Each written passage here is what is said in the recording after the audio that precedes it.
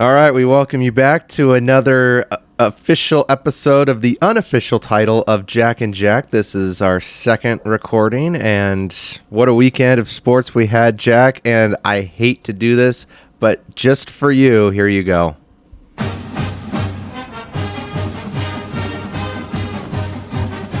can't hear him, but let's go Ducks.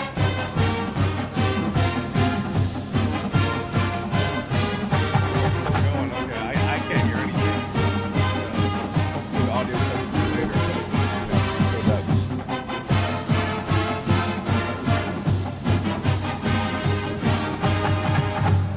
One of the biggest games of the weekend, and Jack, of course, that's going to be the big one to break down. Of course, you said last week that you weren't going to go because, you didn't want to deal with that whole situation down there. But just watching that game from your perspective, just towards the end or just, overall, what was your thought of how that game went? I mean, it was a pretty wild game. My original prediction was Ducks win by 3. Your original prediction was Ohio State wins by 14. But I thought it was a phenomenal performance from Oregon. It was pretty expected because they were playing at home. It is the inaugural season for Oregon in the Big Ten. I would say arguably it was the biggest game in Oregon football history. But obviously, if they end up going to the playoffs and end up going to the Big Ten championship, then that could be a bigger game. But biggest game in Autzen we've ever seen. But yeah, Dylan Gabriel had a great game. 23 for 34, 341 yards, 2 touchdowns, 0 picks. Will Howard had a decent game too. 25 for 35, 326 yards, 2 touchdowns. So similar stat lines for those two quarterbacks, but obviously Howard didn't have good clock management. He ended up sliding as time expired, and Ohio State could have theoretically potentially hit the game-winning field goal with a second left. It would have been a what? But I thought it was a pretty crazy game. What did you think about it, Jackson? You kind of cut out and you're pixelated a little bit, so I didn't catch the last thing you said. But I thought it was as much as I can say, it was the game of the weekend. It was close, back and forth lead changes. Each team, had their mistakes. I think Oregon missed a couple of PATs. And of course, both teams had costly penalties, and especially towards the end, that controversial OPI that was called on Ohio State that backed them up out of field goal range. And then the next play where Oregon had 12 men on defense and the clock didn't reset. And then, like you said, that final play with Will Howard sliding down. Now, I was watching that game live and I was screaming because he started his slide with 1 second. I'm like, they're not going to go back and look at the clock because Ohio State still had a timeout. And I was thinking, well, they could go back and look to see that he did start his slide with, in fact, 1 second. And, they were calling for timeout. And, even if that had been the case, he could have easily missed the game-winning field goal. I'm not saying that it's an automatic, As my dad always tells me, kicking in college is never automatic. But I think just in the moment, watching the fans rush the field, there was no chance that even if it was going to be reviewed right towards the end there, I really don't think much would have changed just because of the way that the environment was down there in Eugene. Yeah, I think that it was very close. I actually watched the replay too, and I think that while he was starting a slide, time was expiring, but it was like super close. It could have went either way. But like you said, with that many fans, it's impossible to stop them. But yeah, I thought it was a great game, an all-time classic. Oregon wins 32-31. I think the original line was Ohio State minus 3.5, so they were favored by about 3.5, 4.5 points.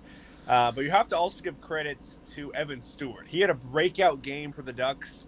Before this game against Ohio State, he had 2 touchdowns the entire season in those first 5 games for Oregon. In this game, with 7 targets, he had 149 yards, a touchdown, and a 69-yard run.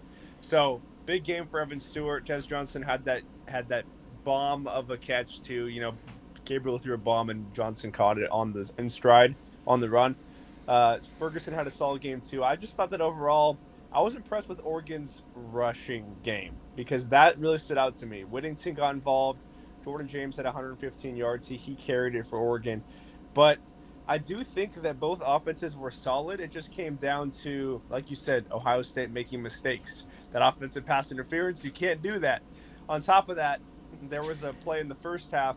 Can we acknowledge, though, that offensive pass interference, the contact happened within the first 5 yards, which makes it legal. So the fact that they threw the flag was kind of, many people know me as a Duck hater, but I will go down and say that was not a penalty. That's fair.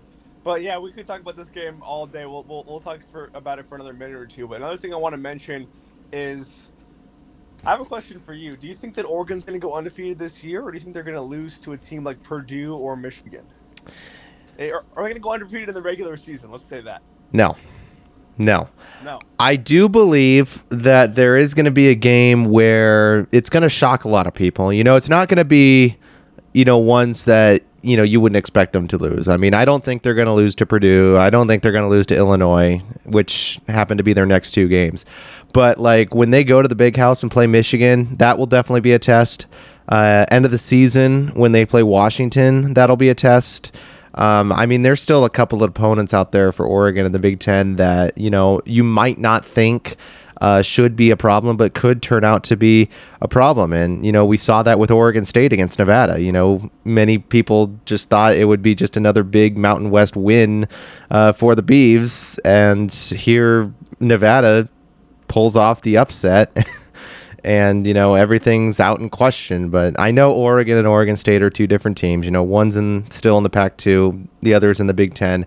But I just think Oregon is going to have one of those games where, you may not think that they're going to have the struggles and the problems that, many people would expect. But, there's always a chance. You could have an off day one Saturday and, lose to a team you never thought you would lose to. So I think Oregon, it's a higher probability Oregon will lose at least one more game before the end of the season than go unbeaten. But that's just my thought. Yeah, I agree with you. Knowing the Ducks, they end up choking a lot. So, they always, look really promising. Then there's either a big injury or there's, some sort of choke show. And you have to give credit to Oregon. I feel like the last thing I'll say about this Ohio State game is Jordan Burch wasn't playing. He's one of Oregon's best defensive players. That's big for the Ducks. The fact that they got this win without Jordan Burch is huge. He's his timeline is unknown. He should return later this season. We're unsure. But I agree with you. I think that Oregon could easily drop a game to Michigan, probably, or even against Illinois. But knowing the Ducks, I think the only game they drop in the regular season is probably against Michigan. It's on my birthday, November 2nd, but it's going to be a huge test. As we know, Michigan, they've had some big wins this season, and I do think that game will be close.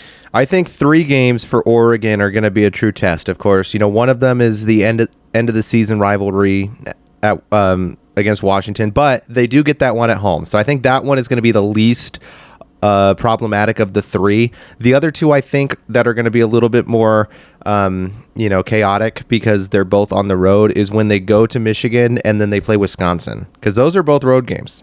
And when you go into those environments, everything's up in the air. You might be favored by a couple of touchdowns, but, things could change. Vanderbilt was not favored against Alabama last week, and here they won against the number 1 team in the country. Well, not anymore, but College football is such a mirage. You can never count out anybody. Right. The thing that I love the most about college football is the unpredictability of it.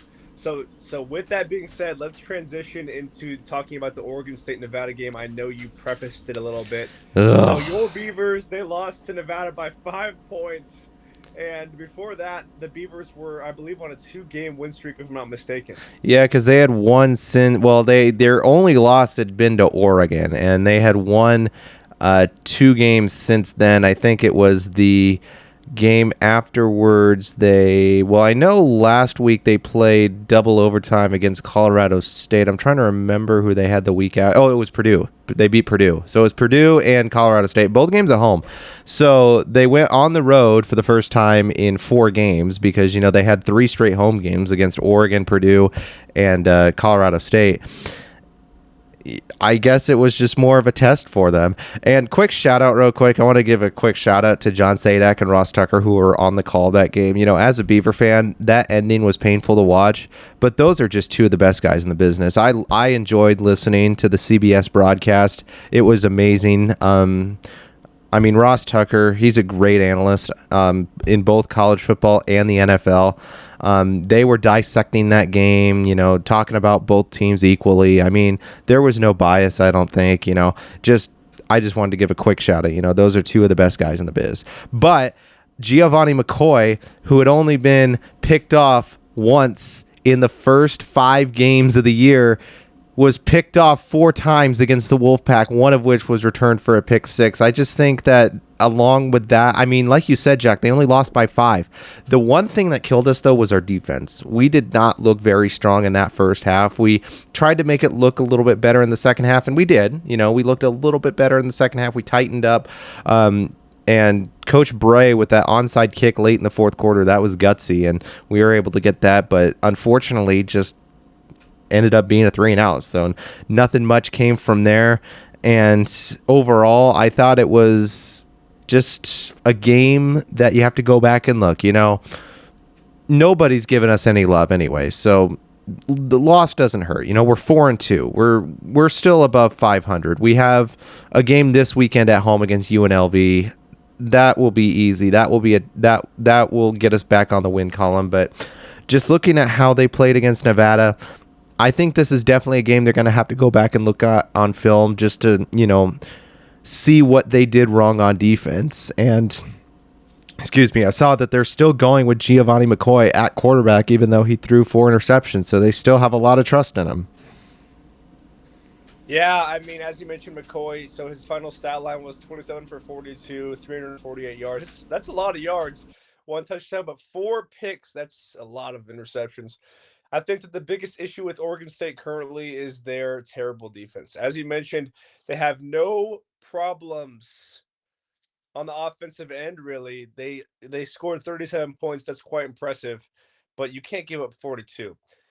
On top of that, the Beavers also allowed 21 points in the fourth quarter alone. The score at the end of the third quarter, it was Oregon State 24, Nevada 28, and they were down by 4. And then in the fourth quarter, Nevada outscored the Beavers 21-13, and the final score line was 42-37. So, as you mentioned, that's actually pretty shocking to me to have a guy throw 4 picks and then you don't bring in your backup, because 4 picks is a lot. Those are some Brett Favre numbers.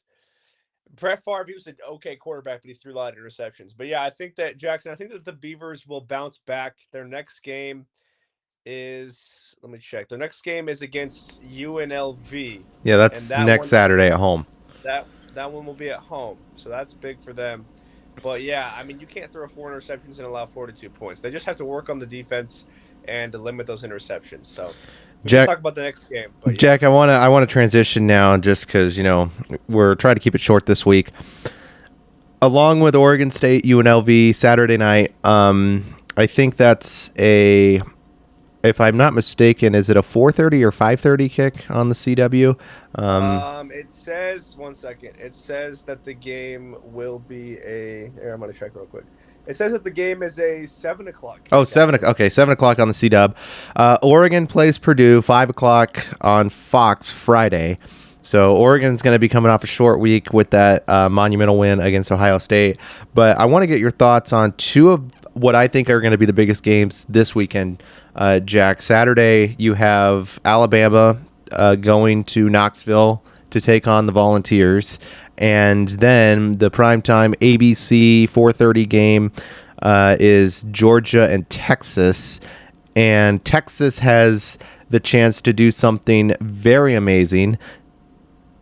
they could copy Alabama and beat Georgia, and then the next week go to Vanderbilt and get upset again. That would be absolutely phenomenal. And I was telling one of my friends yesterday, if that happens, if Vanderbilt ends up doing that and then losing the rest of their games, they should just get an automatic invited. They should just get an automatic invite to the playoff just for doing that. I mean, you upset Alabama, you upset Texas, who, will both have been number one seeds at the time you played them. You beat two number one seeds. You should get an invite. That's a very fair take. It's a viable take. In my opinion, I have Texas winning this game. Okay. Do you think Texas is going to go on to lose to Vanderbilt? I mean, yeah. I mean, Texas could win this game and then choke against Vanderbilt. You never know. But I do think that it will be an entertaining game. I think that it's going to come down to Georgia's offense. This season, Georgia's been kind of wishy-washy with their offense.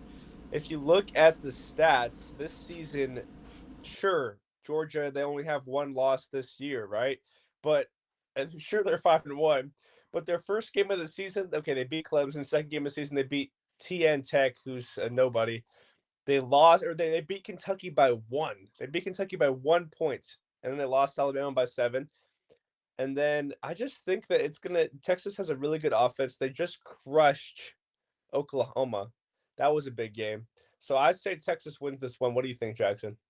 I also think Texas is going to beat Georgia. You mentioned Georgia only has the one loss. Well, that's to Alabama. So they went down to Tuscaloosa. It was a very close game. Alabama pulls it out in the end. I think Texas, they have a reason for being the number one seed. They have a reason for being above Oregon. They have a reason for being above Penn State. They have a reason for being above pretty much everybody. And I think that's because they have been dominant this season. I mean, you look at last week, they kicked Oklahoma's ass, And I know Oklahoma is not as good of a team as they, once were because, they were ranked a little bit lower at 19. But Texas absolutely demolished them in that Red River Showdown. And, you have to look at the way Texas has been playing all year. They went into Michigan. They went to the Big House and just absolutely obliterated the Wolverines.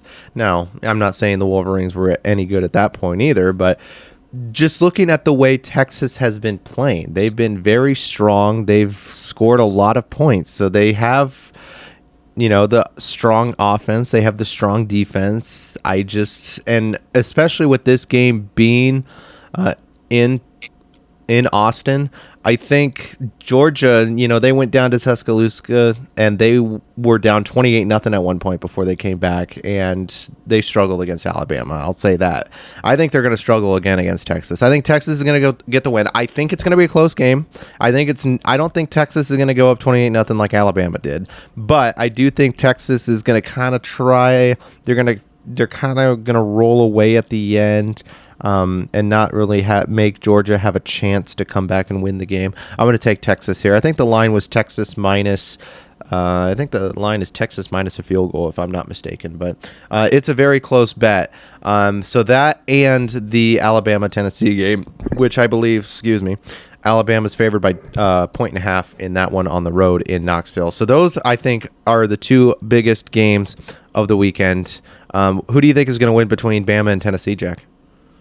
I think it's got to be Bama. Bama, they're coming off of a brutal loss against actually that was recently, I believe. They're coming off of that was a few weeks ago. A few weeks ago they lost against obviously Georgia lost against Alabama. Alabama's coming off of a pretty big win.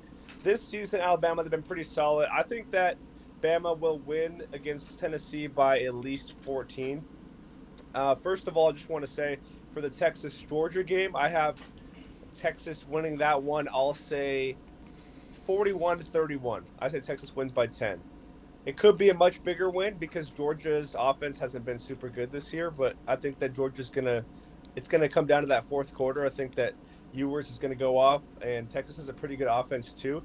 But for the Alabama game, I think Alabama wins by 14 with the final score of, I'll say, 38-24. What do you think? I'm gonna take my sister's Tennessee Volunteers. She's been living in Nashville for over a year now. She's become a fan of both Vanderbilt and Tennessee. I'm gonna stick with her team. I'm gonna go with Tennessee pulling off the upset. against Alabama. You know, Alabama survived a late scare against South Carolina last week, but I'm going to say Tennessee gets a walk-off field goal and they win it 41-38. And I'm going to say Texas defeats Georgia 48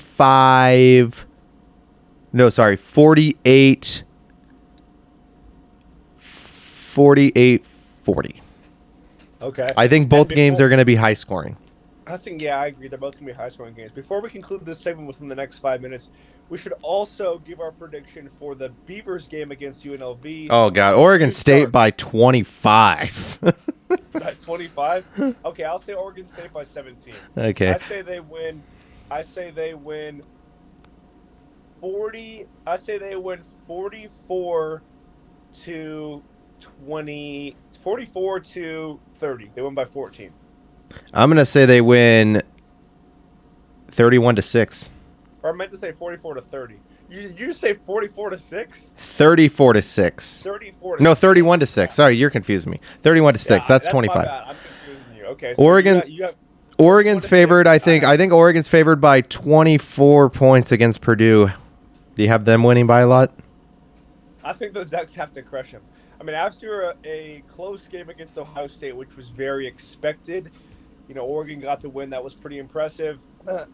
First of all, I also want to mention that one of the reasons why they pulled that off is because of Andrew Boyle, Ducks kicker. He literally had an onside kick that went off of the chest of an Ohio State player, and the Ducks recovered it. That was huge. And as you mentioned, the Ducks had some troubles in that game. They botched a PAT. They fumbled it on the hold. I mean, and then they missed a field goal. And ended up winning that game by 1. But for this game against Purdue, I say Oregon wins by 27. I don't think they're going to win by 30 or more points. I think they win by 27. My final prediction for that game is going to be, I'll say, the Ducks are going to put up at least 40 points. So I'll say the Ducks win 44 to whatever I said. They win by 27. So 44 to, what would that be? 20-something. What's your final score? I'll say 51-27. 51-27. I think it'll be 41 to, I'll go 41-20, 41-24. So they win by, I guess, no, actually that's a lot closer then. 41-21. They win by 20. They win by 20. I said 41-21. It'll be semi-close, but I don't think the Ducks will cover the 24. They'll win by 21 or 20. All right, well, that one kicks off Friday on Fox. Oregon State has UNLV at home Saturday night on the C-Dub, and, of course, the two big games that we'll be looking forward to, Bama, Tennessee, 12:30 on ABC, and then Georgia, Texas at 4:30. Let's switch sports here real quick, Jack, because we now have the NLCS and ALCS in full swing. I'm excited to talk about this. Dodgers and Mets are tied at 1. Yankees took a 1-0 lead in Game 1 last night. They play Game 2 later on tonight. Are you still rolling with the prediction of, I think last week you said Dodgers-Yankees would meet the World Series? I still have to go Dodgers-Yankees. So far, the Dodgers are looking all right. They crushed the Mets in the first game 9-0. That was impressive. And then in the second game against the Mets, they lost 7-3. So, you know, the Yankees, I think this series with the Guardians, it won't be a sweep, but I think that they'll win the series pretty fairly. So I say the Yankees are going to go out and win today 6-1. And I think that tomorrow the Dodgers are going to win 6-3. What do you think? I think it's a little bit more nervous for Dodgers fans now that the series shifts back to Queens. I'm going to say the Mets take Game 3. I'm going to say they take their first lead of the series. I think the Dodgers are going to come back and win Game 4. And I think the Mets are going to win Game 5. I think it's going to go back to L.A. for a 6 game with the Mets leading 3-2. I think the Dodgers win Game 6 because I do want this to go a full 7 games, and I'm gonna take the Mets in a full 7 game series here, Jack. I know you don't like that because You're a big Dodger guy, but you gotta look at how hot the Mets have been. They started with one of the worst records in baseball back in March, and here they are in the National League Championship Series against the best overall team in the National League and the best overall team in Major League Baseball. I'm sticking with the hot Mets, and I think the Yankees are going to win. I think it's going to be a New York World Series. Yeah, I think that it won't be that. I mean, as you know, I thought it was going to be Dodgers Yankees. I think that the Mets very well could win this series just because they have that home field advantage, and the bullpen's been looking good. Edwin Diaz had a phenomenal performance yesterday. The Dodgers, they're saving a lot of their big arms for tomorrow, so expect this one to be really close. But I do think that the Dodgers will come out and win Game 3. They could very well drop Game 4 and it could go to 7, right? But I think the Dodgers will win this series in 6. I have the Yankees winning in 5. That could be a hot take. I got the Yankees winning in 5, though, and as you know, I got the Dodgers and the Yankees in the World Series with the Dodgers winning in 6. Yeah, I don't really think Cleveland stands a chance against the Yankees. I don't think so either. The Yankees are just too strong. They've been good all season. They are the number one team in the American League for a reason. Jack, Yeah. before we go, I want to ask if you saw the New York Rangers on Saturday night. They had their home opener against the Utah Hockey Club, who, by the way, have been hot. They won their first 3 games. Now, they lost for the first time yesterday against the New Jersey Devils, but they were on a 3-0 run, and one of those games included beating the New York Rangers. And when that game began, longtime NHL veteran referee Wes McCauley paid tribute to New York Rangers television play-by-play man Sam Rosen, who is entering his 40th and final year with the New York Rangers, just kind of pointing up at him in the press box. And of course, Rangers analyst Joe Micheletti is making a big deal out of it. Giving Rosen all the business, giving him the congratulations. And I just thought that was a super cool moment with Wes McCauley, looking up at Rosen, just saying, "You're the man," I just thought that was a very nice moment.